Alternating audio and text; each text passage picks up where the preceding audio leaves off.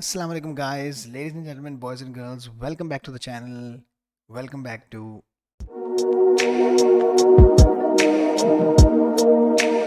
Fire blazing.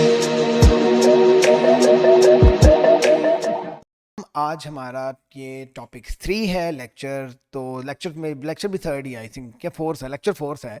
Anyway topic 3 है और इस टॉपिक का नाम है थेफ्ट। आज हम चोरी करना सीखें, मेरा मतलब है आज हम थेफ्ट का चैप्टर पढ़ेंगे।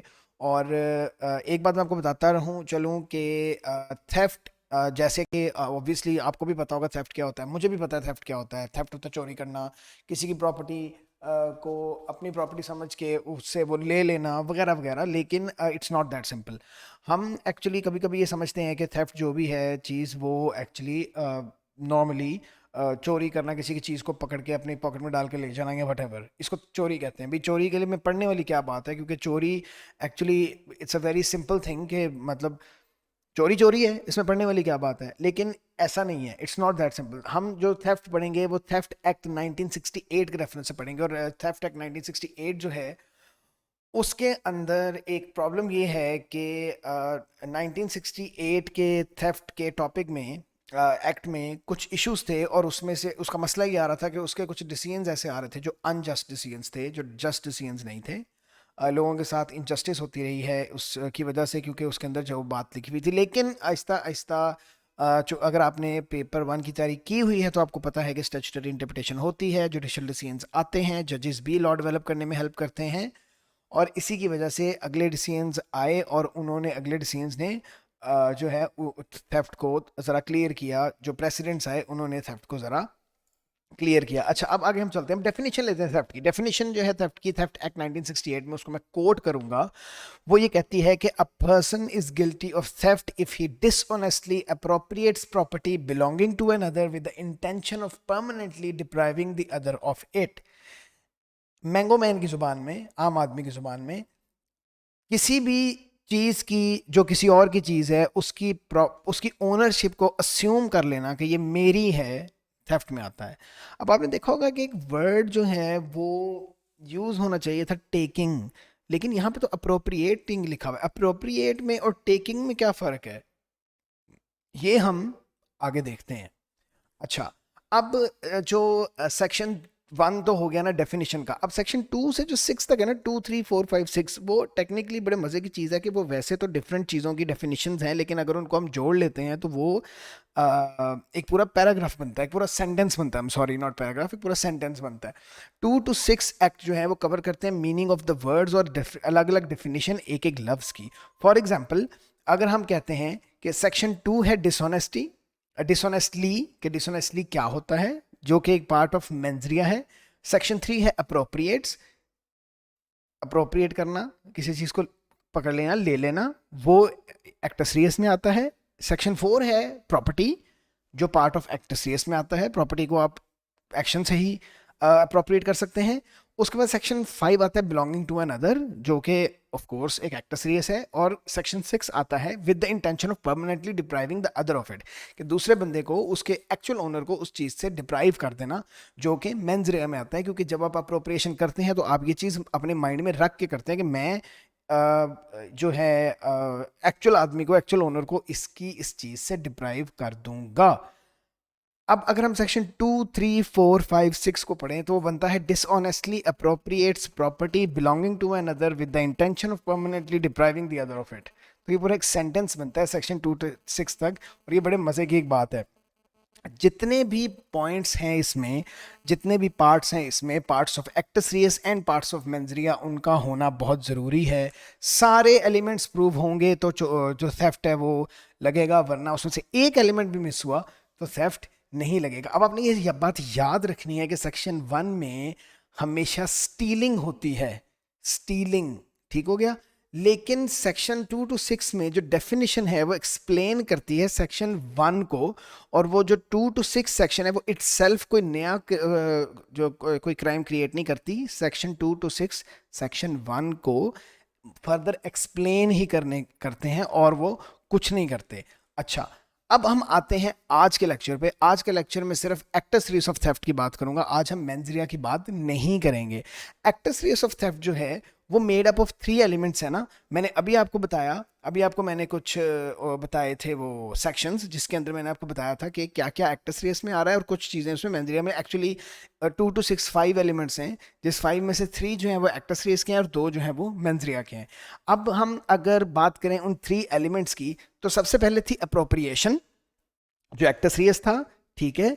उसके बाद थी something which is the property of the other, वो एक्टस रेस है। और फिर था जो है कि at the time of which appropriation something belonging to another, वो भी तीसरी पॉइंट था जो कि एक्टस रेस में था। और ये सेक्शन वाइज अगर हम बात करें तो सेक्शन 3, 4 और 5 बनते हैं, ठीक हो गया। बारी बारी ये तीनों एक्टस रेस की हम बात करेंगे। पहले एक्टस रेस पे अगर हम आते हैं तो पहला एक्टस रेस जो सेक्शन 3 का सब सेक्शन 1 है, जिसमें है अप्रोप्रिएशन। अप्रोप्रिएशन में और स्टीलिंग। अच्छा, सवाल आपके माइंड में ये आना चाहिए कि भाई यहाँ पे जो लफ्ज़ है वो स्टीलिंग का क्यों नहीं लिखा हुआ। अप्रोप्रिएशन में ऐसी कौन सी चीज़ है कि अप्रोप्रिएशन लिखी हुई है जबकि स्टीलिंग भी लिखा हो सकता था। Why not stealing, why appropriation? इसका मैं आपको भी बता दूंगा कि अप्रोप्रिएट एक्चुअली सिर्फ स्टीलिंग की वजह से, अगर हम सिर्फ स्टीलिंग का वर्ड यूज़ करेंगे ना उसके साथ इस लॉ के साथ, तो बहुत से आपको नज़र आएंगे इस तरह के पॉइंट्स जहाँ पे चोरी होगी आपके सामने, आपको नज़र आ रहा होगा कि ये चोरी है, लेकिन वो एक्ट में नहीं होगा। जब एक्ट में नहीं होगा, लॉ में नहीं होगा, तो वो बंदा पकड़ा नहीं जाएगा, उसको सजा नहीं मिलेगी, यट उसने चोरी की होगी। ये आगे के बड़े मज़े मज़े के आपको केसेस हैं, मैं आपको भी बताऊंगा। You will enjoy this lecture. अच्छा, अप्रोप्रिएशन का मतलब है कि किसी की प्रॉपर्टी, मैं आपको एक एग्जांपल देता हूँ। ये अब एक प्रॉपर्टी है, ये मेरी प्रॉपर्टी है, मैं हूँ इसका ओनर, ठीक हो गया। और ये भी मेरी प्रॉपर्टी है, मैं इसका ओनर हूँ। ये भी मेरी प्रॉपर्टी है, मैं इसका ओनर हूँ। अच्छा, अब अपनी मेरी प्रॉपर्टी को अगर कोई अपनी प्रॉपर्टी समझ के उसको डील करे तो ये अप्रोप्रिएशन में आता है, ठीक हो गया। अब मेरी प्रॉपर्टी के साथ अगर कोई डील कर रहा है तो वो टेक्निकली स्पीकिंग विदाउट स्टीलिंग भी कर सकता है, ठीक हो गया। फर्दर मैं इसको और एक्सप्लेन करूंगा। मैं आपको सिर्फ ये समझाने की कोशिश करूँ कि स्टीलिंग का वर्ड क्यों नहीं लिखा हुआ, अप्रोप्रिएशन क्यों लिखी हुई है लॉ में। तो अप्रोप्रिएशन इसीलिए लिखी हुई है क्योंकि ऑब्वियसली कभी कभी स्टीलिंग नहीं होती लेकिन चोरी हो जाती है, वो मैं आपको आगे जाके बताऊंगा। एनीवे, अप्रोप्रिएशन का मतलब है कि किसी की चीज़ को, जो किसी की मलकियत है, उसको अपनी प्रॉपर्टी समझ के इस्तेमाल कर लेना, अपनी प्रॉपर्टी समझ के उसके साथ डील कर लेने को अप्रोप्रिएशन कहते हैं, चाहे इनोसेंटली हो या ना हो, ये अप्रोप्रिएशन में ही आता है। अच्छा, अब अगर हम देखें कि इंपॉर्टेंट जो लफ्ज़ है ना इसमें, कि any assumption by a person of the rights of an owner amounts to appropriation. Assume कर लेना राइट को कि ये प्रॉपर्टी मेरी है, इस बात को अस्यूम कर लेना अप्रोप्रिएशन में आता है, ठीक है। अप्रोप्रिएशन सिग्निफिकेंट है बहुत ज़्यादा, बिकॉज ये वर्ड स्टीलिंग और टेकिंग को रिप्लेस कर रहा है। ये बात बहुत ज़रूरी है समझना कि वर्ड स्टीलिंग और जो वर्ड है आपका टेकिंग, उसको रिप्लेस करके अप्रोप्रिएशन इसलिए डाला है उन्होंने कि कभी कभी you don't steal anything, you don't take anything, yet you can be committed, you can commit theft according to law. कैसे? डोंट वरी, मैं आपको बताता हूँ। अच्छा, क्योंकि देखो अप्रोप्रिएशन में एक ये भी हो सकता है कि यू टेक समथिंग फिजिकली, जो टेकिंग में आ जाता है, ठीक है। जैसे एक थीफ है, he takes a wallet from a victim's pocket or something without their knowledge. लेकिन अप्रोप्रिएशन में और भी बड़ा कुछ है, तो एक वाइड वेराइटी ऑफ चीज़ें हैं जो अप्रोप्रिएशन में आती हैं, ठीक हो गया। For example physically picking up an item, physically picking up an item ये अप्रोप्रिएशन है। लेकिन अप्रोप्रिएशन में और भी चीज़ें आती हैं। फॉर एग्जाम्पल ये किसी की प्रॉपर्टी पड़ी, फॉर एग्जाम्पल ये मेरे नहीं है, ये फ़ोन मेरा नहीं है, ठीक है, ये फ़ोन मेरा नहीं है, ये यहाँ पड़ा हुआ है, ठीक है। ऐसे मैं इसको यहाँ पे पड़े पड़े को डिस्ट्रॉय कर दूँ, ना मैंने स्टील किया, ना मैंने टेक किया, मैंने इसको डिस्ट्रॉय कर दिया, इस पर थोड़ा मार दिया, मैंने इसको आग लगा दी, डिस्ट्रॉय कर दिया प्रॉपर्टी को, ये अप्रोप्रिएशन है। क्यों? क्योंकि मेरी बात सुने, ये लॉजिक वाली बात है। आप बताएं, आपकी जितनी भी प्रॉपर्टी है, आपके पास फ़ोन है, गाड़ी है, जो मर्जी है, कीबोर्ड है, लैपटॉप है, पीसी है, व्हाटएवर, आपके पास जो कुछ भी है, आप मुझे बताएं, उसको डिस्ट्रॉय करने का राइट किसके पास है? उसको डिस्ट्रॉय करने का राइट भी आपके पास ही है, ऑब्वियसली। क्यों? क्योंकि आप उसके मालिक हैं, आप उसके ओनर हैं। कोई अगर उसको डिस्ट्रॉय करेगा तो उसके बारे में ये समझा जाएगा कि उसने अपनी ओनरशिप को अस्यूम कर लिया और खुद ही डिस्ट्रॉय कर दिया। देन नेक्स्ट जो चीज़ आती है that is throwing property away. अब मेरी जो चीज़ है उसका मैं मालिक हूँ, मैं इस मेरी ये यूएसबी है, ये मेरी है, मैं इसको फेंक दूँ, so what, because I am the owner. अगर कोई ये चीज़ कोई और फेंकता है इसको, तो वो स्टीलिंग नहीं कर रहा, वो कुछ नहीं कर रहा, वो फेंक रहा है। बट इसका मतलब है कि वो फेंक किस लिए रहा है? क्योंकि उसने अस्यूम कर लिया that he is the owner of the property. खुद ही अस्यूम करके उसने वो फेंक दी, क्योंकि उसकी फेंकनी बनती नहीं थी। तो ये भी अप्रोप्रिएशन में आता है। सेलिंग ऑफ द प्रॉपर्टी भी अप्रोप्रिएशन में आता है। अब आप कहोगे जी सेलिंग के लिए तो ऑब्वियसली स्टीलिंग करेगा तो बाद में सेल करेगा, ज़रूरी नहीं है। फॉर एग्जांपल मैंने अपने स्टूडेंट्स को क्लास में ये एग्जांपल दी थी कि यहाँ पे ये जो क्लासरूम है, ये क्लासरूम के ओनर हम नहीं हैं, ये हमारा क्लासरूम नहीं है, बट यहाँ पे कुर्सियाँ पड़ी हैं, यहाँ पे टेबल पड़ा है, यहाँ पे बोर्ड लगा हुआ है। अगर हम इन चीज़ों की डील कर लें किसी के साथ तो will it be okay? Can we do this? No, we can not. This is obvious, हम नहीं कर सकते ऐसे। क्यों?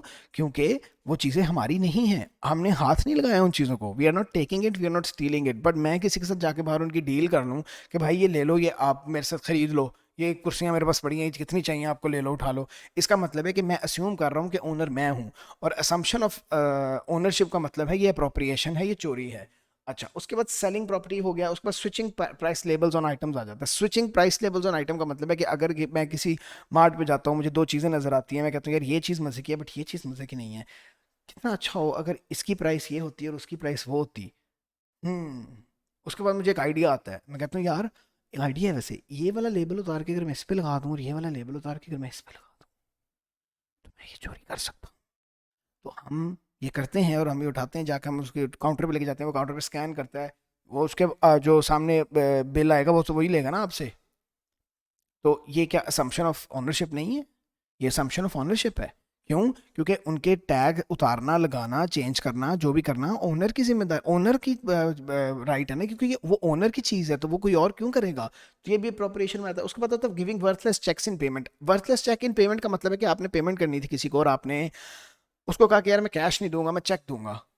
चेक चलेगा? आप कहते हैं ठीक है सर आप चेक दे दे, कोई इशू नहीं। आप एक बोगस चेक निकालते हैं, एक ऐसा अकाउंट जो आपके सालों से बंद पड़ा है, लेकिन चेकबुक आपके पास थी, आपने निकाला, बड़ी ज़बरदस्त, आपने उस पर प्राइस लिखा, आपने कहा यार लो मैं तुम्हें 2,000 रुपये एक्स्ट्रा दे रहा हूँ, लो मैं ज़्यादा देता हूँ तुम्हें। तो आपको क्या पता है डीप डाउन इन साइड के इसमें है तो कुछ है नहीं, तो मैं शोखी मारने के लिए टिप भी दे रहा हूँ मैं तुम्हें साथ, ये लो चेक पकड़ो, और आप चीज़ पकड़ते हैं और चले जाते हैं।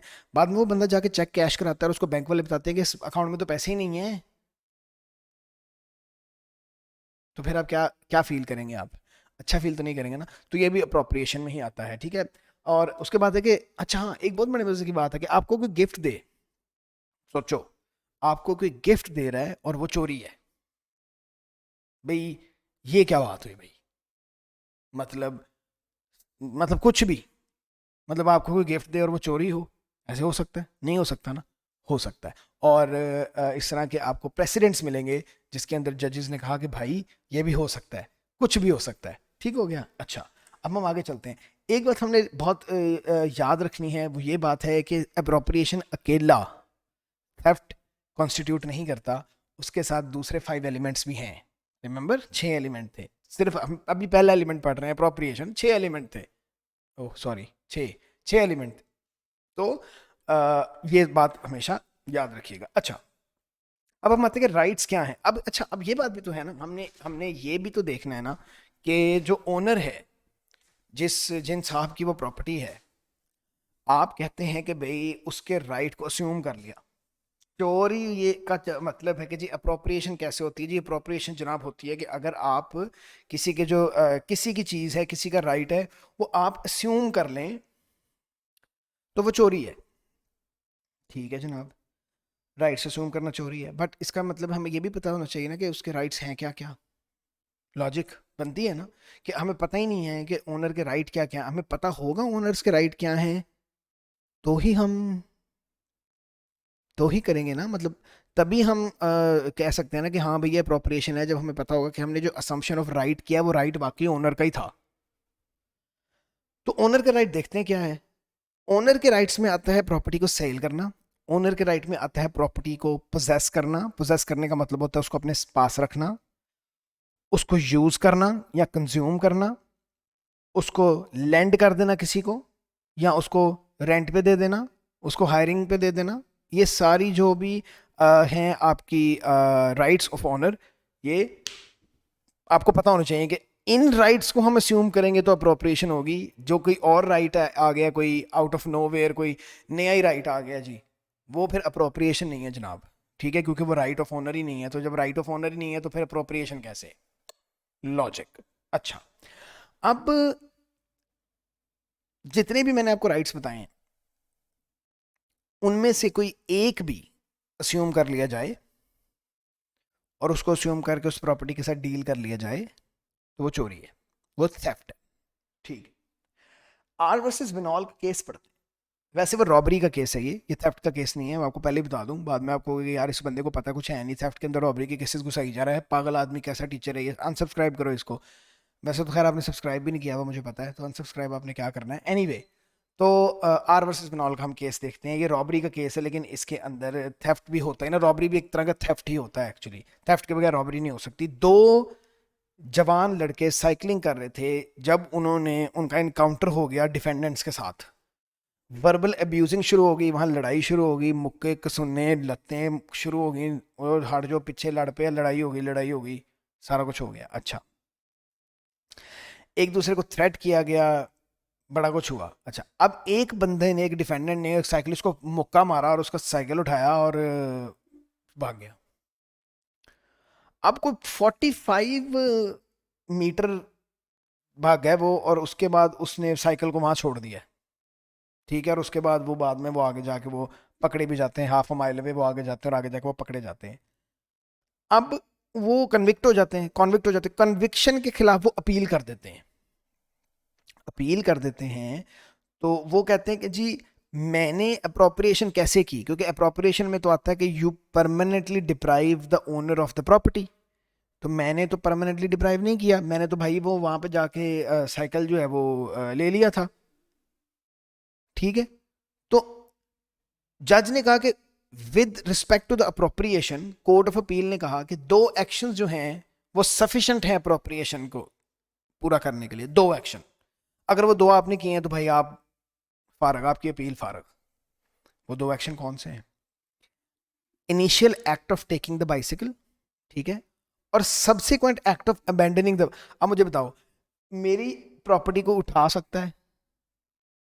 टेकिंग नहीं ना उठा सकता, अप्रोप्रिएशन में ही आएगा ना, क्योंकि ओनर मैं हूं तो मेरे पास ही राइट है इसको उठाने का। और उसके बाद मुझे ये बताओ कि मेरी इस प्रॉपर्टी को उठा के अगर कोई कहीं और रखा है, अबैंडन कर रहा है, तो इसका मतलब यही हुआ ना कि वो अज्यूम कर रहा है कि वो ओनर है, तो वो जो मर्जी करे इसके साथ। तो भाई, तो वो रॉबरी हुई है, उनकी अपील जो है वो फारग हो गई, उन्होंने फारग कर दी। अच्छा, अब राइट ऑफ ओनरशिप में सेलिंग द प्रॉपर्टी भी आती है। सेलिंग द प्रॉपर्टी में हम आर वर्सेस प्रीथम एंड हेल का केस कर पढ़ते हैं। ये हेल वो जहन्नुम वाला हेल नहीं है, HEHL वाला हेल है। वैसे में आपको पता नीचे लिखा ही होता है केस जब भी मैं बोलता हूँ।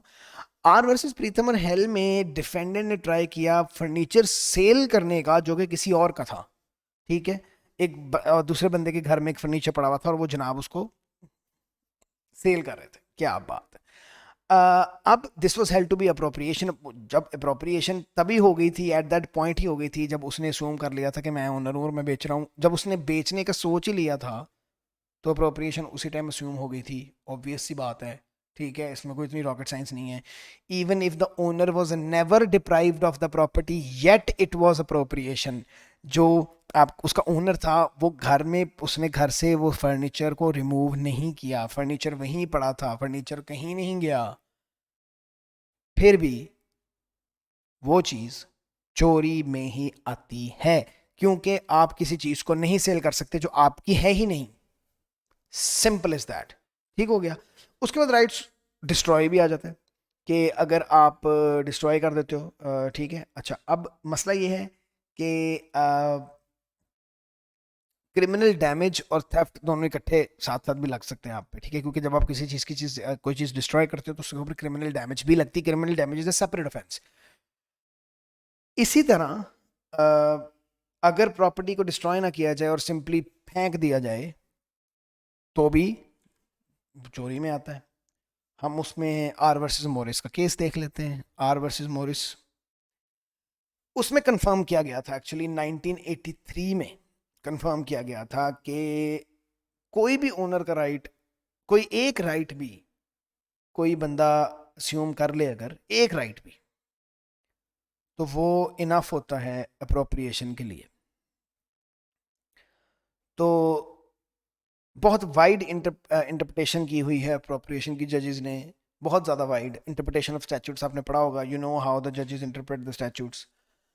अब आर वर्सेस मॉरिस में वही हुआ था कि उसने जनाब अपना ओनरशिप को अस्यूम करते हुए लेबल्स चेंज कर दिए थे दो चीज़ों के, जो कि अलग अलग पड़ी हुई थी एक शॉप पे, ठीक है, और ही पेड फॉर द आइटम और ही टुक इट अवे, वो सस्ते वाला पे करके सस्ते वाला उसने लगा दिया था उसके ऊपर।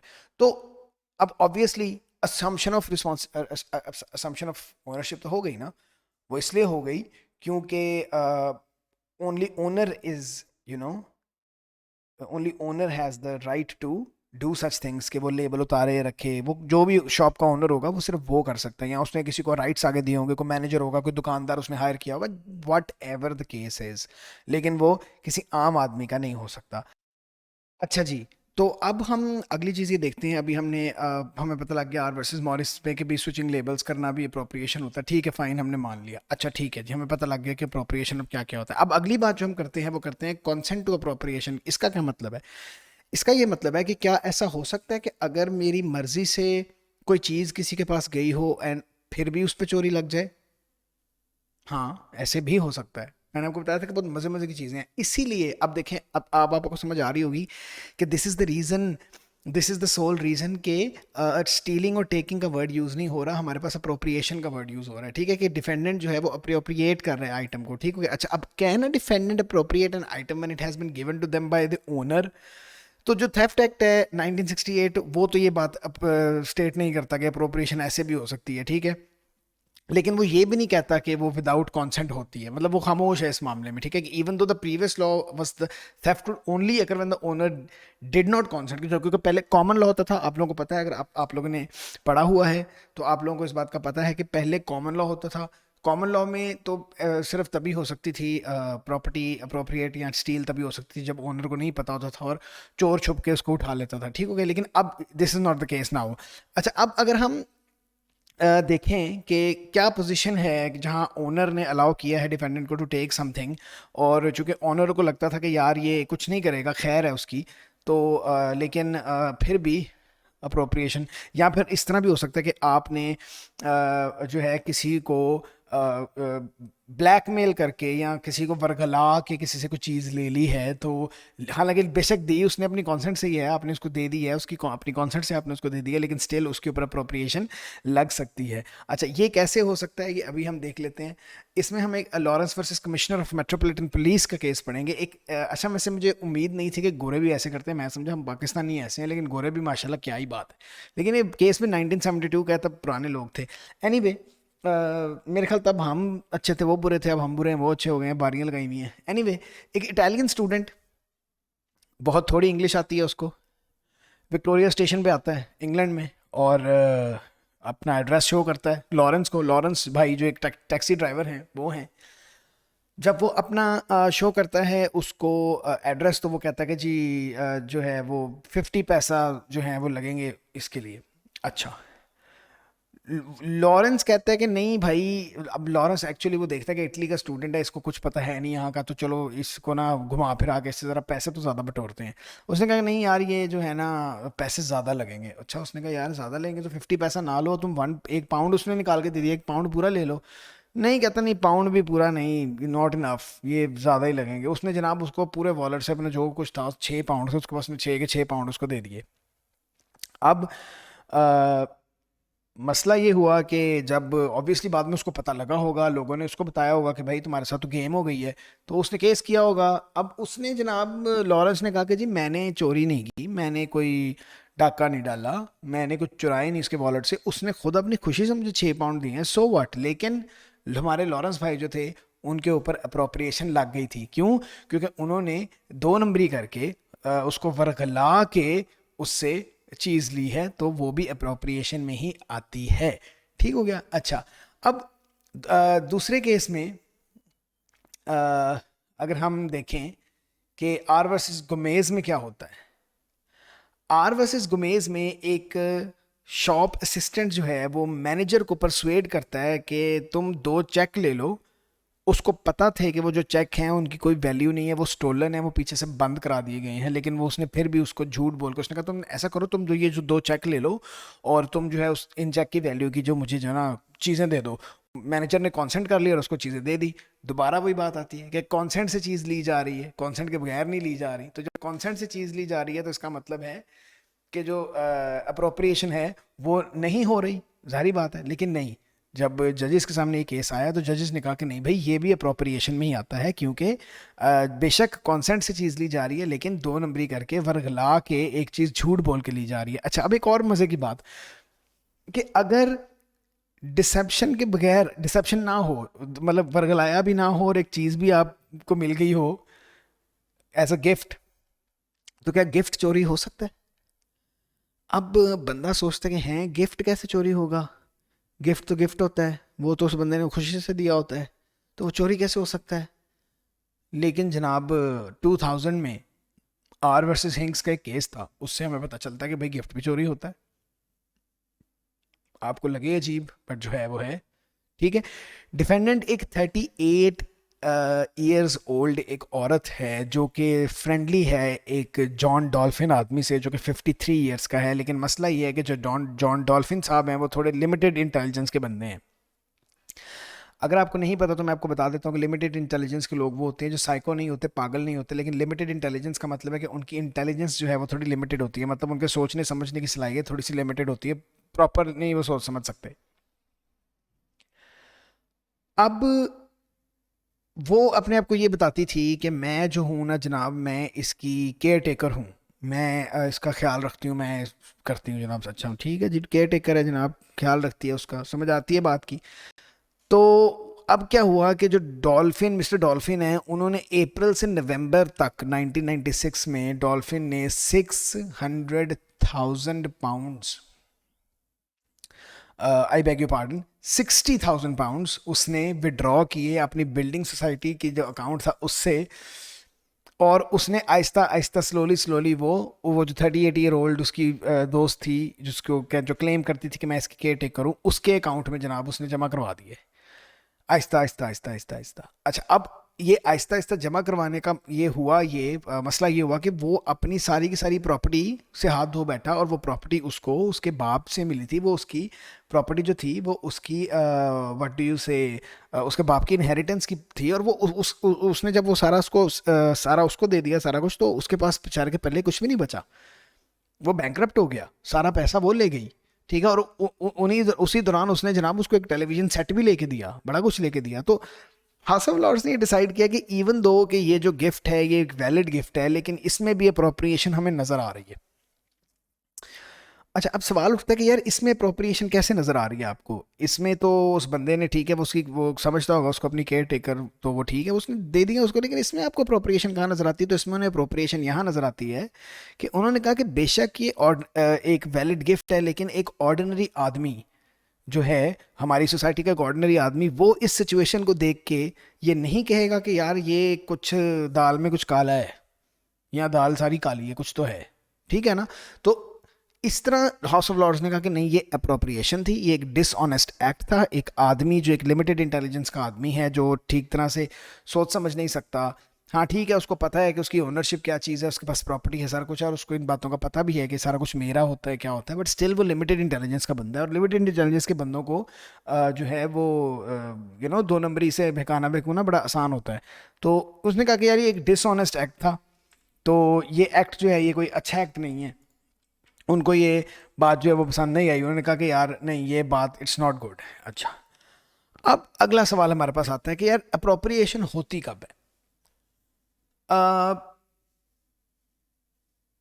अप्रोप्रिएशन सिर्फ एक पॉइंट पे हो सकती है, normally speaking, in normal circumstances appropriation एक पॉइंट पे होती है। एक पॉइंट पे होने का मतलब है कि अगर मैं ये अप्रोप्रिएट कर रहा हूँ, इसको उठा रहा हूँ या इसको मैं फेंक रहा हूँ या जला रहा हूँ, कुछ भी मैं कर रहा हूँ जो अप्रोप्रिएशन में आता है, तो the moment I do it, तो अप्रोप्रिएशन तो उसी मोमेंट पे होगी ना, बाद में तो नहीं हो सकती। लेकिन हमने देखा है कि और हमें एक और बात और हमें ये भी पता है कि कोइंसिडेंस करना एक्टस रियस और मेंस रिया का इकट्ठा होना बहुत ज़रूरी है क्राइम के कमिट होने के लिए। अगर एक्टस रियस और मेंस रिया इकट्ठे नहीं हैं तो इसका मतलब है ये क्राइम नहीं है। तो आर वर्सेस विनॉल में 2011 के केस में हमने ये बात देखी थी कि लेटर एक्ट जो था वो भी कभी कभी रेलिवेंट हो जाता है। फॉर एग्जांपल कभी कभी हमें it was sometimes it was impossible to prove an intention to permanently deprive someone. अब देखो याद करो बाइसिकल वाला केस याद करो, इस उसमें कब होती है, मतलब उसका लेटर एक्ट भी उसके अंदर इन्वॉल्व था कि उसने वो वहां जाके उसको अबैंडन कर दिया। दोनों सर्कमस्टांसेस जज ने साथ साथ लिए थे। एनीवे हम इस बात को नहीं घुमाते, हम सीधा केस देखते हैं क्योंकि ये पॉइंट जो ये फर्दर जो है वो आर वर्सेस अटैकपो के केस के अंदर जो 1994 में केस हुआ था उसके अंदर ये फर्स्ट टाइम ऐसा हुआ था, इस तरह का जो है वो सीन बना था। हम देखते हैं आर वर्सेस अटैकपो एंड अब्राहम्स में हुआ क्या था। डिफेंडेंट जो थे उन्होंने गाड़ी हायर करवाई जर्मनी में एंड बेल्जियम में, जर्मनी और बेल्जियम दोनों अलग अलग शहर में, और उन्होंने फॉल्स ड्राइविंग लाइसेंस और फॉल्स जो है अपना क्या उसे कहते हैं पासपोर्ट वो लेके उन्होंने जनाब वो गाड़ियाँ लेके तो वहाँ से चले गए और वो अरेस्ट होते हैं जाके डोवर में and they were charge of theft. अब कोर्ट ऑफ अपील ने उनकी जो कन्विक्शन थी वो क्वैश कर दी because the moment of appropriation under the law in Gomez was when they obtained the cars. Therefore जो थेफ्ट हुआ है the thefts had occurred outside the jurisdiction of the English courts. तो as the defendant has already stolen the cars in Germany and Belgium, keeping and driving them in England was not a new appropriation, a later assumption of right of an ownership or a continuing act। ठीक हो गया। इसी वजह से उनकी conviction जो convictions थी वो क्वैश कर दी गई क्योंकि उन्होंने ये समझा गया कि उन्होंने जो चोरी की थी। अब देखो मैं आपको समझाने की कोशिश यहाँ क्या कर रहा हूँ उसको मैं थोड़ा सा क्लियर करूँ, आज थोड़ा सा कंफ्यूज हो गया। एक्टस रियस और मेंस रिया को इकट्ठा कोइंसिडेंस होना चाहिए, इकट्ठा उनका होना ज़रूरी है। अब अगर एक एक्ट जो है वो एक्टस रियस है या मेंस रिया है वो अगर इंग्लैंड की कोर्ट्स की जुरिस्डिक्शन के बाहर हुआ है तो टेक्निकली वो नहीं हुआ, सिर्फ मेंस रिया अगर यहाँ पे है, ठीक हो गया। तो दोनों का इकट्ठा एक जगह पे होना बहुत ज़रूरी है। तो लेटर असम्पशन ऑफ राइट है। अगर मैं आपसे ये बात करूं कि क्या ऐसा भी हो सकता है कि एट दैट मोमेंट जब वो चीज़ हो रही थी तो उस टाइम वो थेफ्ट नहीं था लेकिन बाद में वो थेफ्ट बन गया क्योंकि बाद में असम्पशन ऑफ राइट हो गया, अस्यूम हो गया राइट। तो सेक्शन 3 जो है थेफ्ट एक्ट का वो ये क्लियर करता है कि अप्रोप्रिएशन तब भी हो सकती है अगर एट दैट मोमेंट अप्रोप्रिएशन नहीं भी हुई, बाद में समझ लिया गया राइट को, अस्यूम कर लिया गया, तो तब भी अप्रोप्रिएशन हो सकती है, तब भी आप पे थेफ्ट लग सकता है। ठीक हो गया। अच्छा, और एक बात और बहुत ज़रूरी है जो सेक्शन 4 हमारा करता है, हम याद करें हम 2, 3, 4, 5, 6 देख रहे हैं जिनमें हम अभी फ़िलहाल मेंस रिया वाले नहीं, हम सिर्फ एक्टस रियस वाले देख रहे हैं। मेंस रिया वाला इसमें इस नेक्स्ट वीडियो में होगा कि थेफ्ट का होने के लिए डिफेंडेंट के को ज़रूरी है कि वो किसी प्रॉपर्टी को अप्रोप्रिएट करे। प्रॉपर्टी का होना बहुत ज़रूरी है। प्रॉपर्टी टेंजिबल, इंटेंजिबल, कोई प्रॉपर्टी, इवन इंटेलेक्चुअल प्रॉपर्टी भी हो सकती है, कोई भी प्रॉपर्टी हो सकती है, उसका होना बहुत ज़रूरी है। प्रॉपर्टी में मनी आ जाती है, रियल प्रॉपर्टी आ जाती है, रियल एस्टेट जिसको बोलते हैं, पर्सनल प्रॉपर्टी आ जाती है, थिंग्स इन एक्शन आ जाती हैं, दूसरी इंटेंजिबल प्रॉपर्टी आ जाती है जिसमें कॉपीराइट, पेटेंट, ट्रेडमार्क कुछ भी हो सकता है। अच्छा, रियल प्रॉपर्टी का मतलब है लैंड, बिल्डिंग्स। ठीक हो गया। Land can also be stolen, लेकिन सेक्शन 4(2) कहता है कि this can only occur in 3 circumstances. कि जगह कैसे चोरी हो सकती है, लैंड कैसे चोरी हो सकता है। 4(1) कहता है कि लैंड चोरी होता है और 4(2) कहता है कि अच्छा कैसे चोरी हो सकता है। उसका पहला 3 सर्कमस्टांसेस है, उसके जो पहली सर्कमस्टांसेस है वो ये है कि जो पर्सन जो है डीलिंग विद द लैंड वो किसी स्पेशल कैपेसिटी में डील कर रहा है। फॉर एग्जाम्पल कोई ट्रस्टी है और वो under a power of attorney काम कर रहा है, तो कोई ऐसा बंदा जो पोजेशन ऑफ द लैंड में नहीं है, ठीक है, और वो यहाँ forming part of the land या फ्रॉम द लैंड से नहीं है, तो यहाँ तीसरा पॉइंट है कि वो पोजेशन में है under a tenancy, the tenant appropriates the whole or part of any fixture of the land let to be used the land. ठीक हो गया। तो इस तरह के जो तीन तरह की कंडीशंस हैं, 3 तरह के लोग हैं जिनका प्रॉपर्टी से कोई ना कोई किसी ना किसी तक का ताल्लुक है। या वो उस प्रॉपर्टी के साथ डीलिंग करता है एज अ ट्रस्टी, या उसके पास पावर ऑफ अटर्नी है, या वो किसी forming part of the property का हिस्सा है, या वो पूरी प्रॉपर्टी का किसी न किसी तरह हिस्सा है, किराएदार है या कोई भी है, तो वो स्टील कर सकता है, तो वो उस प्रॉपर्टी को अप्रोप्रिएट कर सकता है। आर वर्सेस गिम्बर्ट 2018 का केस है जिसके अंदर पावर ऑफ अटॉर्नी थी एक बंदे के पास, डिफेंडेंट के पास, और उसने उसका घर चोरी कर लिया to benefit himself and his 2 sons. मतलब उसको पावर ऑफ अटॉर्नी मिली हुई थी उस प्रॉपर्टी की कि यार बेचने के लिए मिली होगी, उसके साथ डील करने के लिए आगे ट्रस्टीज होंगे जिनको वो जानी होगी, तो बेनिफिशरीज होंगे। तो उसने क्या किया कि पावर ऑफ अटॉर्नी जो था वो इनवैलिड था, ठीक है, तो एक्सेप्शन तो अप्लाई नहीं हो सकती यहाँ पे। लैंड जो था वो अकेला लैंड जो है वो बेसिस ऑफ थेफ्ट नहीं बन सकता, क्यों एक्ट ऑफ पार्लियामेंट जो है वो मॉडिफाई नहीं किया जा सकता to enable this to be an offence, ठीक हो गया, of theft. In practice most cases of this nature are likely to fall within the fraud act 2006 का। मसला क्या था कि पावर ऑफ अटॉर्नी जाली निकली। अगर पावर ऑफ अटर्नी रियल होती तो फिर अप्रोप्रिएशन उस पर लग जाती कि जी पावर ऑफ अटर्नी से उसने लैंड का एक्सेस लिया और बाद में उसने अस्यूम कर ली रिस्पॉन्सिबिलिटी। देखो बड़ी सिंपल सी बात है। अगर आप कह रहे हो कि यहाँ पे थोड़ा सा कंफ्यूज हो रहा है, तो मैं आपको मैंगो मैन की जुबान में समझा देता हूँ। मैंगो मैन ये कहता है कि एक प्रॉपर्टी आपके सामने है, ठीक है, जब तक आपके पास उसका कोई राइट नहीं है तब तक आप उसको उसके लिए ओनरशिप अस्यूम नहीं कर सकते। तो जी आप कहते हो क्यों नहीं कर सकते? सामने घर हो, मैं भी किसी को कह दूँ ये घर खरीदना मेरा है, तो भाई जो घर खरीदना आएगा वो पागल तो नहीं होगा कि आपको वो ऐसे ही पैसे दे देगा। ऑब्वियसली वो कोई कोई उसको कोई प्रूफ तो चाहिए ना कि वो घर आपका है। मतलब अगर आप वहाँ रहते ही नहीं हो, वो क्या मुझे अंदर से दिखाओ कैसा है, तो आपका तो एक्सेस ही नहीं है अंदर, आप कैसे जाओगे? वो तो किसी का घर है, ठीक हो गया।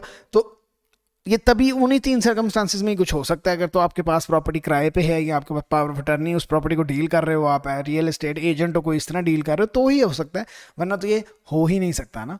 इसलिए तो मैंने कहा अगर आपको समझ नहीं है तो मैं आपको समझा दूं। तो चूंकि पावर ऑफ अटर्नी ही जाली निकली, दैट मीन्स उसका राइट था ही नहीं, तो ये फ्रॉड में आ जाएगा। लेकिन यहाँ पे बात करने का मकसद ये है कि इसका मतलब ये है कि पावर ऑफ अटर्नी अगर ओरिजिनल होती तो राइट उसके पास होता और फिर वो अप्रोप्रिएशन में आ जाता, ठीक हो गया। अच्छा, अब पर्सनल प्रॉपर्टी हम देखते हैं। पर्सनल प्रॉपर्टी जो है वो कवर करती है सारी मूवेबल आइटम्स। ये मेरी पर्सनल प्रॉपर्टी है, ये मेरी पर्सनल प्रॉपर्टी है, ये मेरी पर्सनल प्रॉपर्टी है, ठीक है, ये मेरी पर्सनल प्रॉपर्टी है। ये पर्सनल प्रॉपर्टीज में आती है चीज़ें, books, jewelleries, clothes, cars, trivial items, sheets of paper, even एक बॉल पॉइंट भी आपकी जो है वो पर्सनल प्रॉपर्टी है। बॉल पॉइंट पे भी चोरी लग सकती है भाई। आर वर्सेस कैली और लिंडसे को देखते हैं कि उसमें ये हुआ था कि even dead bodies are and the parts of the dead bodies are the personal properties for the purpose of theft, ठीक हो गया। देखो ये अंदाजा करो कि कहाँ जाती है बात, कि इवन उन्होंने कहा कि डेड बॉडीज भी चोरी हो सकती हैं, डेड बॉडीज भी पार्ट ऑफ जो है वो प्रॉपर्टी होती है, मूवेबल आइटम्स में आती है वो। आर वर्सेस कैरियर लिंडसे में एक स्कल्प्टर था जिसने लिंडसे को कहा कि बॉडी पार्ट्स जो है वो तुम लेके आओ रॉयल कॉलेज ऑफ सर्जन से, ठीक है, और वहाँ वो काम, क्योंकि वो काम करता था वहाँ पे, लेबॉर्ट्री असिस्टेंट काम करती थी कैली, तो उसने कहा कि यार तुम लेके आओ वहाँ से। और मतलब उसको कुछ चाहिए होगा, उसने कोई कुछ करना होगा उनका। अब ये तो मुझे उसके लिए तो हमें प्रॉपर केस स्टडी करनी पड़ेगी। बात ये है कि उसके ऊपर भी चोरी लगी।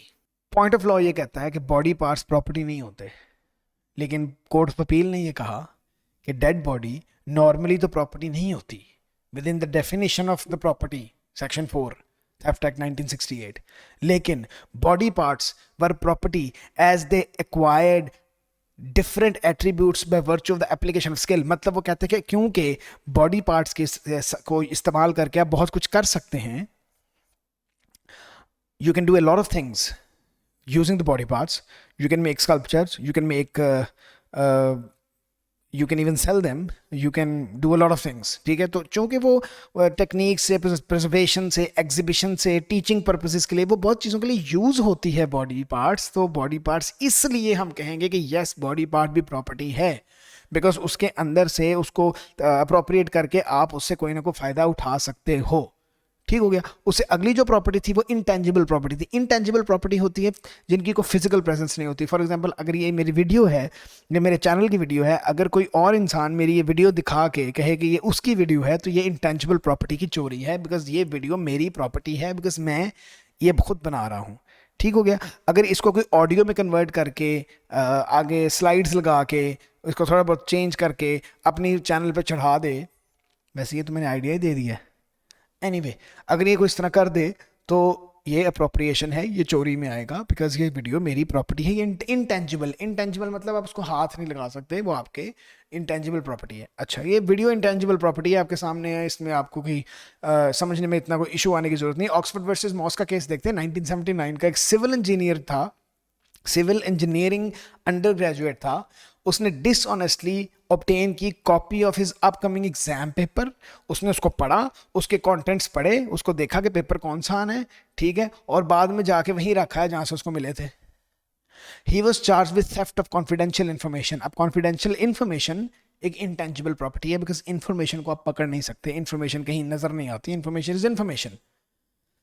तो उसके ऊपर इन्फॉर्मेशन लगी थी थेफ्ट एक्ट सेक्शन 4 के तहत। उन्होंने कहा कि बेशक थेफ्ट एक्ट सेक्शन 4 के तहत ये इन्फॉर्मेशन वगैरह ये इंटेंजिबल प्रॉपर्टी में बेशक नहीं आती, बट स्टिल येट वो एक इंटेंजिबल प्रॉपर्टी है। अच्छा, अब हम लास्ट में उन चीज़ों की बात कर लेते हैं जो चोरी नहीं हो सकती जल्दी से। वाइल्ड में दरख्त लगा हुआ है, उसको कोई ओन नहीं करता, आप उससे उतारते हो सेब और खा लेते हो, ये चोरी नहीं है। वाइल्ड एनिमल्स अगर आपको नजर आए इन द वाइल्ड, अच्छा अब आप ये ना सोचना कि ठीक है जी इसका मतलब हम जंगल में जाएं कोई भी वाइल्ड एनिमल उठाएं और ले आएं, नहीं, ऐसा नहीं है।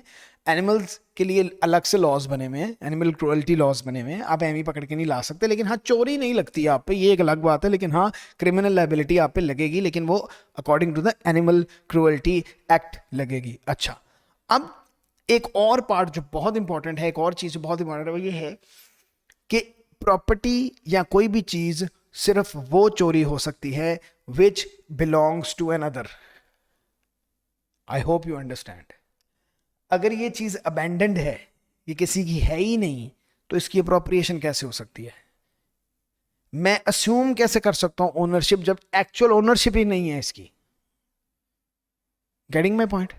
आपको होपफुली समझ आ गई होगी कि belonging to another is very important. Fifth point, हमारा आज का लास्ट पॉइंट, कि बहुत वाइड डेफिनेशन है कि what is meant by belonging to another, और उसकी वाइड डेफिनेशन उन्होंने रखी इसलिए ताकि इजीली प्रॉपर्टी किसी के ऊपर आराम से बिलोंगिंग टू अनदर लग जाए, ताकि लोगों को अपनी प्रॉपर्टी, अपनी ही प्रॉपर्टी की ओनरशिप और बिलोंगिंग को जो है प्रूव करना मुश्किल ना बन जाए। और ये ना हो कि चोर जो हैं वो जनाब घूमते फिरने के ठीक है वो तो अपनी प्रॉपर्टी की ओनरशिप नहीं है, बिलोंगिंग नहीं प्रूव कर सका, तो हम तो जो मर्जी करें भाई, हम तो चोरी करेंगे। तो ओनर ऑफ द प्रॉपर्टी जो है वो, उसका पोजेशन और कंट्रोल होना उसका बहुत ज़रूरी है। पोजेशन और कंट्रोल, ये दो पॉइंट्स हैं जो प्रूव करती हैं कि this property belongs to another. अगर उसका पोजेशन है और उसकी कंट्रोल है उसके ऊपर। अब आप कहोगे यार अच्छा पोजेशन और कंट्रोल, इसका मतलब है कि अगर मैं रेंट पे गाड़ी लूँ और उसकी पोजेशन भी मेरे पास आ जाएगी, उसका कंट्रोल भी मेरे पास आ जाएगा, इसका मतलब वो गाड़ी मेरी हो गई? मतलब अगर रेंट वाले मुझसे वापस लेंगे तो वो चोरी हो जाएगी उनकी? नहीं, ऐसा नहीं है। पोजेशन और कंट्रोल आपको मिला है from someone who is the owner, ठीक है, चलो वो तो इजीली प्रूव कर देगा ना, उसके पास गाड़ी के पेपर्स हैं और गाड़ी उसके नाम पे रजिस्टर्ड है, वो तो इजीली प्रूव कर देगा। व्हाट इफ के वो गाड़ी जो आप रेंट पे लेके गए थे वो आपसे चोरी हो गई है? चोरी का केस आप करोगे या चोरी का केस गाड़ी का ओनर करेगा? चोरी का केस आप करोगे। क्यों? क्योंकि उस टाइम पोजेशन और कंट्रोल आपके पास था, ओनर के पास नहीं था। You will be responsible to pursue the matter in the court, ठीक है, आपसे वो गाड़ी आगे चोरी हुई है, ठीक हो गया। इसी तरह बेशक the car hire company still owns the car, but the thief could be charged of stealing it from the company और फ्रॉम द पर्सन जिसने वो गाड़ी हायर की हुई। अच्छा, एक और अगली मज़े की बात, अगली मज़े की बात यह है कि ये भी ज़रूरी नहीं है कि अगर आपके पास एक प्रॉपर्टी है, मतलब आपके पास कोई चीज़ है, इवन अगर वो आपके पास अनलॉफुली भी है, इवन आपने चोरी की हुई है और चोरों को पड़ गए मोर, आगे आपसे भी चोरी हो गई है, तो वो जो चोर होगा वो आगे ये नहीं कह सकता कि जी मैंने तो जिस बंदे से चोरी किया वो तो उसका ओनर ही नहीं था, तो मैं क्यों, मेरे पास अप्रोप्रिएशन लग ही नहीं सकती, क्योंकि मैंने ओनर को तो डिप्राइव नहीं ना किया उससे, वो तो पहले ही ओनर तो पहले ही डिप्राइव था, वो तो प्रॉपर्टी किसी के पास पड़ी हुई थी। इसीलिए पोजेशन और कंट्रोल का पॉइंट इन्होंने डाला है ताकि वो तीसरे जो चोर हैं वो ना बच जाएं। इसीलिए वो कहते हैं कि नहीं जी, पोजेशन और कंट्रोल भी हुआ तो चोरी हो जाएगी। अब जो मतलब फॉर एग्जांपल ए की दुकान से बी ने ज्वेलरी चोरी की और बी से सी ने आगे चोरी कर ली। अब सी जो है वो लायबल है बी से चुराने का, बेशक बी उसका ओनर नहीं था, कंट्रोल और पोजेशन तो था ना। अगर ये कंट्रोल और पोजेशन वाला एलिमेंट हम माइनस कर दें तो सी ने कोई चोरी नहीं की, बी ने की है सिर्फ। तो इसलिए इस चीज़ को ताकि ये द सी जो है वो still can be guilty of theft, इसीलिए इस चीज़ को कंट्रोल और पोजेशन को बीच में डाला गया, बिलोंगिंग टू अनदर वाला एलिमेंट डिस्कस किया गया। ठीक हो गया। इसकी अगर हम केस की बात करें तो आर वर्सेस टर्नर नंबर 2 का एक केस है। डिफेंडेंट ने अपनी गाड़ी गैराज में छोड़ी रिपेयर कराने के लिए, ठीक है। अग्री हुआ कि जनाब वो पे करेगा और जो है वो गाड़ी उसको मिल जाएगी। अच्छा, अब जब रिपेयर कर ली गाड़ी उन्होंने, तो उन्होंने क्या किया कि गैराज को जो है गाड़ी जो है वो बाहर खड़ी कर दी गैराज के। जाहिर बात है उन्होंने दूसरी गाड़ी अंदर लगानी होंगी, बाहर होगी जगह, उन्होंने बाहर खड़ी कर दी गाड़ी, कोई बात नहीं, इसमें कोई इतनी बड़ी बात नहीं है। अब डिफेंडेंट साहब वहाँ से गुजरे हैं, उन्होंने देखा कि अच्छा मेरी गाड़ी बाहर खड़ी है, इसका मतलब ठीक हो गई है, गैराज बंद है, और डिफेंडेंट साहब के पास जो है वो एक स्पेयर चाबी है, वो गाड़ी खोलते हैं, स्टार्ट करते हैं और क्या बात है, निकल जाते हैं। कोर्ट ऑफ अपील ने कहा कि जो रिपेयर्स थे उनका राइट था पोजेशन को रिटेन करने का, जब तक उनको पेमेंट नहीं मिलती तब तक पोजेशन उनके पास थी। आप ये कैसे कह सकते हैं कोर्ट में कि मैंने अपनी चीज़ कैसे चुरा ली, जब चीज़ ही उनके पास है, उनको भी पेमेंट नहीं मिली तो पोजेशन उनके पास है। तो अगर उनसे आपने इस तरह बताए बगैर इस तरह ली है तो you will be convicted of theft of your own property. तो yes, you can even steal your own property. ठीक हो गया। अगर मैं कहूं कि you can still be in possession or control of the property जिसका आपको पता ही नहीं है कि वो प्रॉपर्टी है अभी, अजीब बात। ये हम आर वर्सेस वुडमैन के केस में 1974 के केस में हम देखते हैं कि एक कंपनी ने अपना सारा स्क्रैप मेटल जो है वो अपनी उसकी साइट पे पड़ा हुआ था वो दूसरी कंपनी को बेच दिया। अब उस दूसरी कंपनी ने अरेंज करवाया कि हम इसको रिमूव करा देते हैं। अब जो स्मॉल अमाउंट ऑफ स्क्रैप है वो वहाँ रह गया, वहीं पे जो पिछली साइट थी वहाँ रह गया, ठीक है। अब जो कंपनी थी जो इन कंट्रोल थी साइट की, उन्होंने वहाँ पे फेंस लगाई हुई थी, ठीक है, लगा दी अराउंड इट, और नोटिस लगा दिए कि जी warning trespassers to keep out, trespassers अंदर ना आए, ये है वो है। And he was convicted of theft even though the company was unfair that there was any scrap left. उन्हें पता ही नहीं था कि वहाँ स्क्रैप पड़ा रह गया है। उन्होंने बाद में फेंसिंग कर दी उनको, मतलब फेंसिंग की वजह से वो स्क्रैप उठा नहीं सके, तो उन्होंने कहा कि भाई हमारा है वो तो हमें दे दो पहले स्क्रैप। अब दूसरी कंपनी को, साइड वाली को पता भी नहीं कि वो थोड़ा सा स्क्रैप अभी भी वहाँ पड़ा हुआ है। तो even if you don't know कि प्रॉपर्टी वहाँ पे है, you can still be in control and possession of that property. अब साइड तो आपकी है ना, चीज़ वहाँ पड़ी हुई है, आपको नहीं भी पता, सो व्हाट, ठीक हो गया।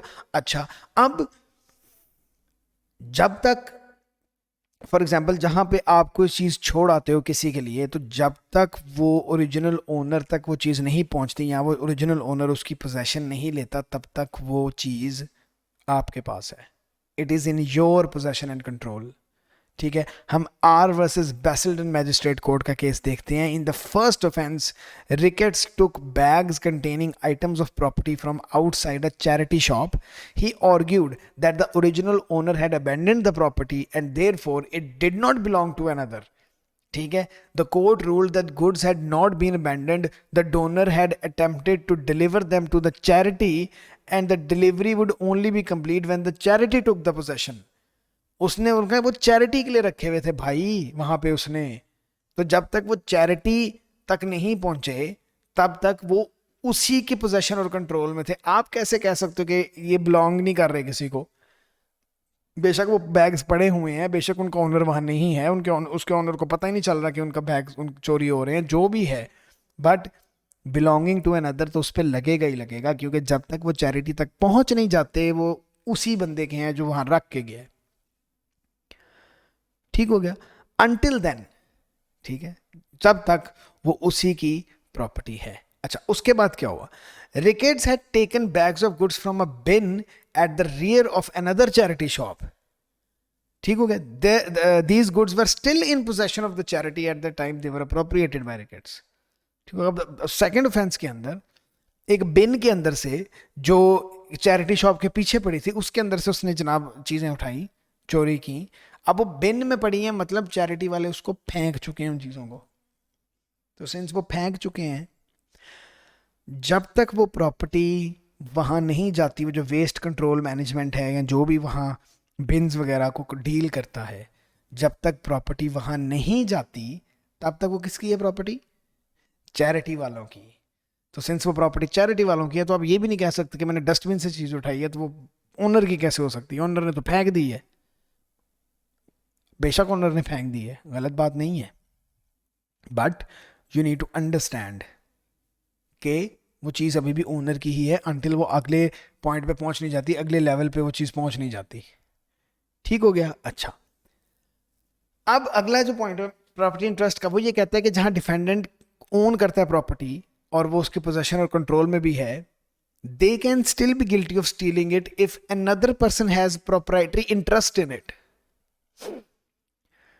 कि वो प्रॉपर्टी आपकी है, कंट्रोल भी आपके पास है, पोजेशन भी आपके पास है, स्टिल अपनी ही वो प्रॉपर्टी जिसका कंट्रोल और पोजेशन भी आपके पास है, आपके ऊपर उसी की चोरी लग जाएगी अगर किसी और का प्रोप्राइटरी इंटरेस्ट हुआ उसके अंदर. आर वर्सेस हॉल 1972 को देख लेते हैं. डिफेंडेंट जो वो ट्रैवल एजेंट था जिसको रिसीव होते थे डिपॉजिट फ्रॉम क्लाइंट्स, जो एयर ट्रिप्स टू अमेरिका, जो एयर ट्रिप्स जाती थी अमेरिका में, उसको उसके जो हैं वो क्लाइंट के डिपॉजिट स्लिप्स जो हैं वो उसको रिसीव होते थे. अच्छा, अब वो जो है वो डिपॉजिट जो है वो फर्म के जनरल अकाउंट में जमा करा देता था. लेकिन उसने किया क्या कि उसने कभी भी वो जो टिकट्स है ना वो नहीं उसने संभाल के रखी. क्योंकि उसके पास टिकट्स नहीं थी तो वो मनी रिटर्न नहीं कर सकता था. अब क्योंकि वो टिकट होगी तो पता चलेगा ना, तो फिर ही पैसे रिटर्न होंगे. अब now he was convicted of theft, but on appeal his conviction was quashed. क्यों? क्योंकि जब भी उसको डिपॉजिट मिलते थे he was not under an obligation to deal with them in particular way. Court of appeal ने कहा कि each case depends on its facts. कि देखें, आप फैक्ट्स पे बात करें, जो हर केस फैक्ट पे चलता है. तो आपने जब उसको बताया ही नहीं हुआ था कि जब तुम्हारे पास कोई डिपॉजिट आएगा तो तुमने उसका करना क्या है, जब तुम्हारे पास कोई पैसे आएंगे तो तुमने उनको डील किस तरह से करना है, तो वो आपके अकाउंट में जमा करा देता था, टिकट ज़ाया कर देता था, वट.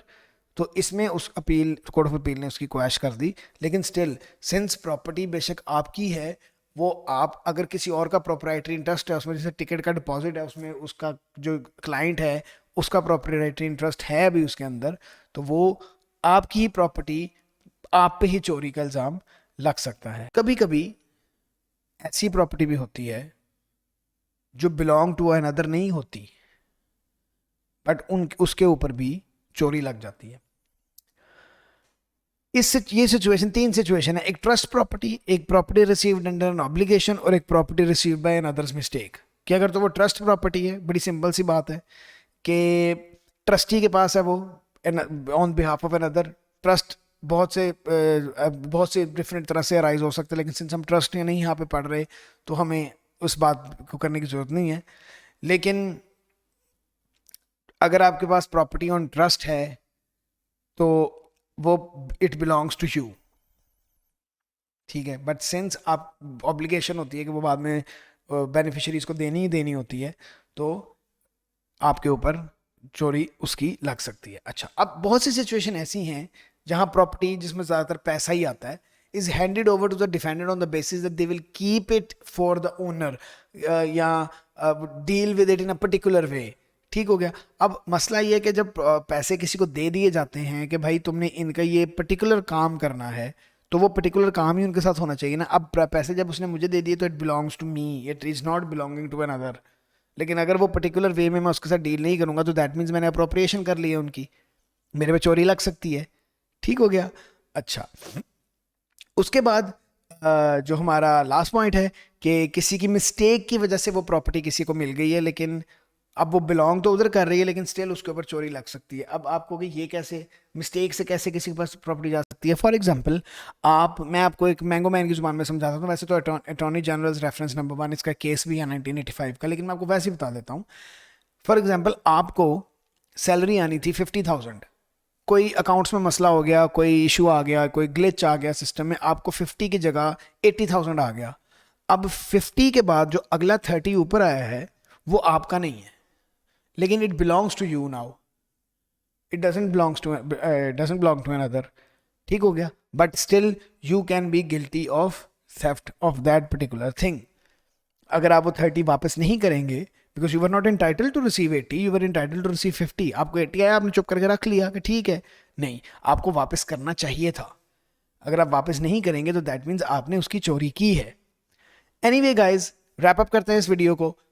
आई होप कि आपको समझ आ गई होगी। मैं आपको दोबारा बता दूं कि अभी हमने सिर्फ एक्टर सीरीज ऑफ थेफ्ट पढ़ा है। मेंजरी ऑफ थेफ्ट जो है मैं अगली वीडियो में लेके आऊँगा। आई एम सॉरी, मेरी वीडियोस थोड़ी स्लो हो जाती हैं। I been occupied in the last few days. वो पॉडकास्ट वगैरह में भी मैं लग गया था। एक पॉडकास्ट मेरे चैनल पर अपलोड भी हुई। एनीवे, तो मैंने आपसे प्रॉमिस किया था कि मैं स्पीड अप करूँगा, मैं स्पीड अप ज़रूर करूँगा। ठीक है, अब यहाँ तक हमारा जो थेफ्ट है उसका एक्टर सीरीज वाला पार्ट खत्म हो गया। अब जो मेंजरी वाला पार्ट है, जिसमें 2 पॉइंट्स हैं सिर्फ, एक डिसऑनेस्टली और एक intention of permanently depriving the owner of the property. चूँकि और वो है भी थोड़ा छोटा, तो वो वीडियो भी जल्दी बन जाएगी। एक्टर सीरीज वाला पार्ट लंबा है। एक्टर सीरीज वाला एक्चुअल जो एक्टर सीरीज हमने पढ़ा था वो भी लंबा था। एक्टर सीरीज चूँकि एक फिजिकल एलिमेंट है, तो फिजिकल एलिमेंट्स बहुत तरीकों से प्रूव हो सकता है, इसलिए उसको थोड़ा सा वाइडली देखा जाता है। और मेंजरी एसेंस इंटेंशन है तो वो ज़रा छोटी और प्रिसाइज ही होती है। एनीवे, हम मिलेंगे हमारी नेक्स्ट वीडियो में। लाइक कर देना, शेयर कर देना, सब्सक्राइब कर लेना अगर नहीं किया हुआ, कमेंट करो अगर समझ आ रही है तो। मुझे बहुत खुशी होगी कि अगर मुझे पता लगेगा कि कुछ स्टूडेंट्स हैं जो मेरी वीडियोस देख के पढ़ रहे हैं। अगर कोई पर्टिकुलर टॉपिक समझ नहीं आता तो मुझे बताओ कमेंट में, मैं उस पर वीडियो बना देता हूँ, वो समझा देता हूँ। I will see you in the next video. Bye bye. fire blazing.